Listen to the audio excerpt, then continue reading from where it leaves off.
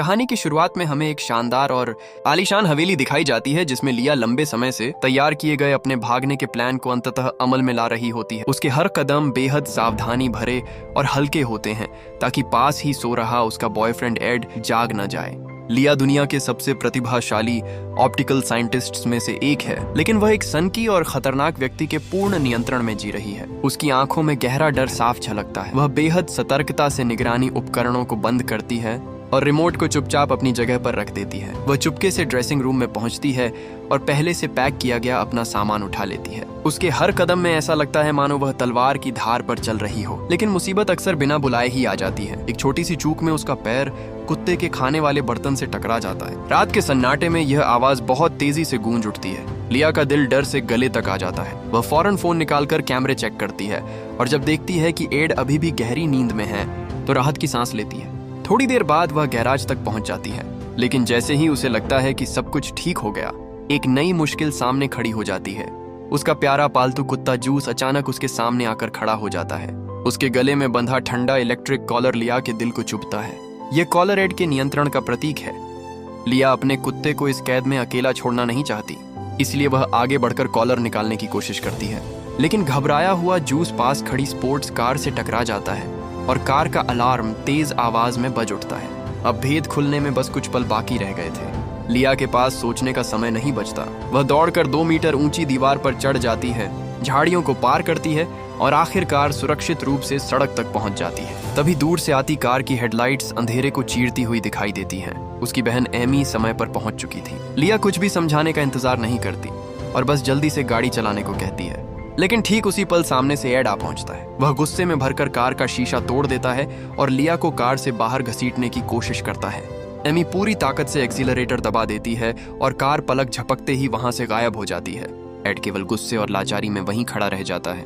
2 हफ्ते बाद एड से बचने के लिए लिया अपने दोस्त जेम्स के घर रहने लगती है। जेम्स पहले पुलिस अफसर रह चुका था, इसलिए लिया को थोड़ी सुरक्षा की भावना महसूस होती है, लेकिन लंबे समय तक झेली गई घरेलू हिंसा और मानसिक प्रताड़ना ने उसके मन पर गहरे घाव छोड़ दिए हैं। इतना समय बीत जाने के बावजूद वह घर से बाहर निकलने की हिम्मत नहीं जुटा पाती। दरवाजे से चिट्ठी उठाने जैसी छोटी सी बात भी उसे डरा देती है। सड़क पर कोई अनजान व्यक्ति खड़ा देखकर वह घबरा कर वापस घर के अंदर भाग जाती है।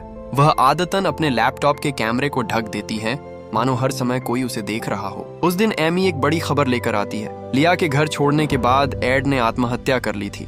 इस अचानक मौत की खबर सुनकर लिया हैरान रह जाती है। जब वह समाचार रिपोर्ट देखकर इसकी पुष्टि कर लेती है, तब उसके भीतर दबा हुआ सारा दर्द और तनाव आखिरकार बाहर निकल आता है। वह अपनी बहन को बताती है कि आखिर उसे भागना क्यों पड़ा था। एड के अंदर दूसरों को नियंत्रित करने की विकृत इच्छा थी। उसकी बात न मानने पर मारपीट होना आम बात थी। कुछ महीने पहले एड बच्चा चाहता था, लेकिन लिया जानती थी कि बच्चा उसके लिए एक नई जंजीर बन जाएगा, इसलिए वह चुपचाप गर्भ निरोधक दवाएं लेती रही। अब जबकि वह राक्षस मर चुका था, उसे लगा कि वह आखिरकार नई जिंदगी शुरू कर सकती है। लेकिन कुछ ही दिनों बाद घटनाएं अजीब मोड़ लेने लगती हैं। लिया को एक वकील की तरफ से चिट्ठी मिलती है। वह वकील कोई और नहीं बल्कि एड का छोटा भाई टॉम था। वह अपने भाई की वसीयत लागू करने आया था। एड ने लिया के नाम $50 लाख की विरासत छोड़ी थी, जिसे हर महीने $1 लाख की किश्तों में दिया जाना था। लेकिन इसके साथ कुछ शर्तें भी थीं। लिया किसी आपराधिक गतिविधि में शामिल नहीं हो सकती थी और न ही उसे किसी मानसिक बीमारी का निदान होना चाहिए था। हालांकि यह विरासत रहस्यमय लग रही थी, फिर भी इतने बड़े धन को ठुकराना आसान नहीं था। आखिरकार लिया समझौते पर हस्ताक्षर कर देती है, लेकिन उन्हें यह नहीं पता था कि कमरे के एक कोने में कोई अदृश्य नजर उन पर लगातार निगरानी रख रही थी।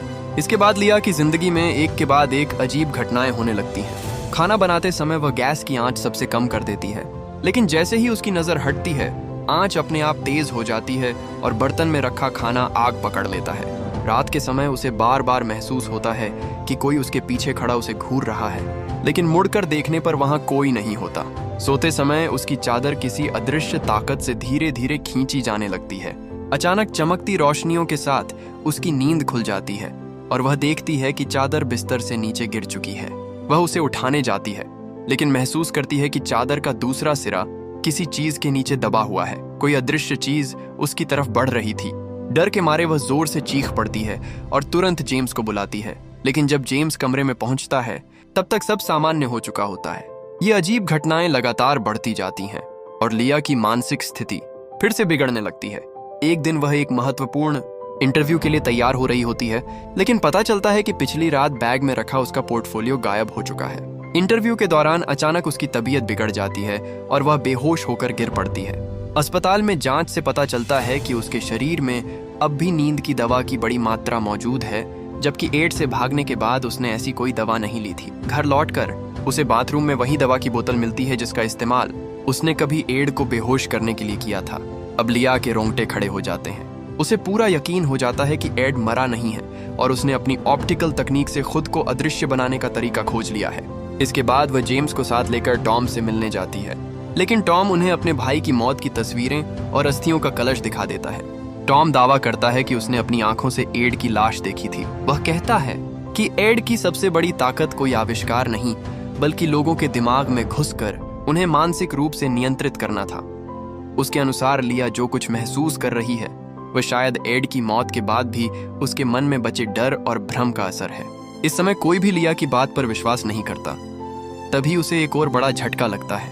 वह अपनी बहन एमी के पास दुख साझा करने जाती है, लेकिन एमी उसे बुरी तरह डांटती है और सारे रिश्ते तोड़ देती है।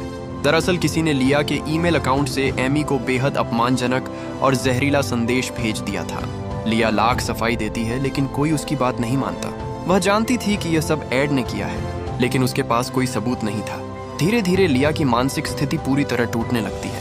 वह टूटकर फर्श पर पड़ी रहती है। जेम्स की बेटी शैली उसे सांत्वना देने आती है, लेकिन तभी किसी अदृश्य ताकत का जोरदार मुक्का उसके चेहरे पर पड़ता है। शैली की नजर में कमरे में सिर्फ लिया ही थी, इसलिए दोष उसी पर लग जाता है। जब जेम्स पहुंचता है और अपनी बेटी के चेहरे पर चोट देखता है तो उसका भरोसा भी लिया पर से उठ जाता है। उसे लगता है कि लिया सहानुभूति पाने के लिए यह सब खुद कर रही है। आखिरकार जेम्स अपनी बेटी को लेकर घर छोड़ देता है और लिया को पूरी तरह अकेला छोड़ जाता है। पूरी दुनिया से ठुकराए जाने के बाद भी इस बार लिया टूटती नहीं है। डर अभी भी था, लेकिन उसके अंदर का गुस्सा और जीने की इच्छा कहीं ज्यादा मजबूत थी। वह खाली कमरे की तरफ देखकर जोर से चिल्लाती है। फिर वह फर्श पर कॉफी पाउडर बिखेर देती है ताकि अदृश्य इंसान के निशान पकड़ सके। तभी उसे एक और विचार आता है। वह एड के फोन पर कॉल लगाती है। हैरानी की बात यह कि फोन बजने लगता है। घंटी की आवाज घर के ऊपरी अटारी वाले कमरे से आती है। लिया ऊपर चढ़ती है और सचमुच एड का फोन ढूंढ निकालती है। फोन में उसकी सोते समय चुपके से ली गई तस्वीरें और गायब हुआ इंटरव्यू पोर्टफोलियो मौजूद था। तभी फोन पर एक संदेश आता है जिसमें लिखा होता है, हैरान हो गई ना। उसी समय पीछे सीढ़ियों की तरफ से आवाज आती है। लिया तुरंत सामने पेंट फेंक देती है। अचानक उसकी आंखों के सामने एक इंसानी आकृति उभरती है और फिर गायब हो जाती है। वह पेंट के निशानों का पीछा करते हुए रसोई तक पहुंचती है और देखती है कि व्यक्ति सिंक में खुद को साफ कर रहा है। लेकिन जैसे ही वह करीब पहुंचती है, कोई अदृश्य ताकत उसका गला दबोच लेती है। मौका मिलते ही वह खुद को छुड़ाकर घर के बाहर भाग निकलती है। इसके बावजूद वह पुलिस के पास नहीं जाती, क्योंकि उसे पता था कि कोई उसकी बात पर यकीन नहीं करेगा। अब उसे खुद अपनी मदद करनी थी। उस अदृश्य हमलावर से छुटकारा पाने के लिए लिया एड की हवेली लौटने का फैसला करती है। उसे यकीन था कि वहीं अदृश्य होने का राज छिपा है और वहीं उसकी बेगुनाही साबित करने का एकमात्र सबूत भी है। लंबा सफर तय करके वह हवेली पहुंचती है और प्रयोगशाला का दरवाजा खोलती है। अंदर एक डिस्प्ले रैक पर उसे अदृश्यता सूट दिखाई देता है। अब साफ हो चुका था कि उसके घर में दिखने वाला व्यक्ति एड ही था। लिया सूट को अपने साथ ले जाने की तैयारी करती है, लेकिन तभी कुत्ते के भौंकने की आवाज आती है। एड वापस आ चुका था। लिया होशियारी से सूट को अलमारी में छिपा देती है और खुद दरवाजे के पीछे छिप जाती है। कुछ देर में कालीन पर पैरों के निशान दिखाई देते हैं। जैसे ही अदृश्य आदमी दरवाजा खोलता है, लिया पूरी ताकत से उसे धक्का मार देती है और भाग निकलने में सफल हो जाती है। बाहर आते ही वह एमी को फोन करके रेस्तरां में मिलने को कहती है। वह उसे पूरी सच्चाई बताना चाहती थी। एमी से मिलकर लिया अदृश्यता सूट और एड के जिंदा होने की पूरी कहानी सुना देती है, लेकिन तभी एमी का चेहरा डर से बदल जाता है। अगले ही पल एमी की मौत हो जाती है और सारी परिस्थितियां लिया को ही हत्यारा साबित कर देती हैं। उसे गिरफ्तार करके मानसिक अस्पताल भेज दिया जाता है। लिया लाख कोशिश करती है, लेकिन कोई उसकी बात पर विश्वास नहीं करता। डॉक्टर उसकी मानसिक स्थिति शांत करने के लिए शांतिदायक इंजेक्शन देते हैं, लेकिन दवा का असर होने से पहले ही उसके कानों में एड की आवाज गूंजती है। जब लिया होश में आती है तो उसे पता चलता है कि वह गर्भवती है। जो दवाएं वह ले रही थीं, उन्हें एड ने पहले ही बदल दिया था। इसके बाद टॉम उसे मिलने आता है। वह एड की एक शर्त लेकर आया था। अगर लिया बच्चे को जन्म देने और एड के पास वापस लौटने को तैयार हो जाए तो वह अपने प्रभाव से उसे सभी आरोपों से बचा सकता है। अब साफ हो चुका था कि एड जिंदा है। गुस्से से भरी लिया सारे कागजात जमीन पर फेंक देती है। जैसे ही टॉम का ध्यान हटता है, वह उसके ब्रीफकेस से स्टील की पेन चुरा लेती है। लिया जानती थी कि एड कहीं न कहीं उस पर नजर रख रहा है और वह कभी नहीं चाहेगा कि उसके होने वाले बच्चे को नुकसान पहुंचे। रात को वह शॉवर चालू करके उसी पेन से अपनी कलाई काटने की कोशिश करती है। उसकी योजना काम कर जाती है। खुद को नुकसान पहुंचाते देख एड आखिरकार सामने आ जाता है। लिया मौके का फायदा उठाकर पेन से लगातार वार करती है। अदृश्यता सूट क्षतिग्रस्त हो जाता है। शोर सुनकर सुरक्षाकर्मी पहुंच जाते हैं और अफरा तफरी मच जाती है। अदृश्यता सूट की वजह से एड की शक्ति और गति सामान्य इंसान से कहीं ज्यादा हो चुकी थी। वह कई सुरक्षाकर्मियों को आसानी से गिरा देता है। लिया जमीन पर पड़ी पिस्तौल उठाकर उसके पीछे दौड़ पड़ती है। बाहर मूसलाधार बारिश हो रही थी। बारिश में सूट ठीक से काम नहीं कर पा रहा था और एड की आकृति बार बार दिखने लगती थी। लिया उसका पीछा करती है लेकिन वह बच निकलता है। लिया समझ जाती है कि अब जेम्स और उसकी बेटी भी खतरे में है। वह जेम्स को फोन करके बेटी की सुरक्षा करने को कहती है, लेकिन तब तक देर हो चुकी थी। जब जेम्स घर पहुंचता है तो उसकी बेटी की हालत गंभीर होती है और अदृश्य आदमी उस पर हमला कर देता है। जेम्स असहाय हो जाता है। ठीक उसी पर लिया पहुंच जाती है। वह आग बुझाने वाला यंत्र उठाकर पूरे गलियारे में स्प्रे करने लगती है। पाउडर के असर से अदृश्य आदमी पूरी तरह दिखाई देने लगता है। लिया लगातार गोलियां चलाती है और उसे गिरा देती है। वह आगे बढ़कर उसका मास्क उतारती है, लेकिन सामने टॉम का चेहरा देखकर दंग रह जाती है। उसी समय पुलिस एड की हवेली के नीचे गुप्त तहखाने में असली एड को कैद अवस्था में पाती है। मामला सुलझा हुआ बताकर टॉम को दोषी ठहरा दिया जाता है। आधिकारिक कहानी के अनुसार टॉम भाई की प्रतिभा से जलता था। सूट चुराया, एड को कैद किया और लिया से बदला लिया। लेकिन लिया जानती थी कि यह सब एड की साजिश थी। टॉम सिर्फ मोहरा था। जब कानून एड को सजा नहीं दे सका तो लिया ने खुद फैसला किया। वह एड से मिलने जाती है और हवेली में उसके साथ रात का भोजन करती है।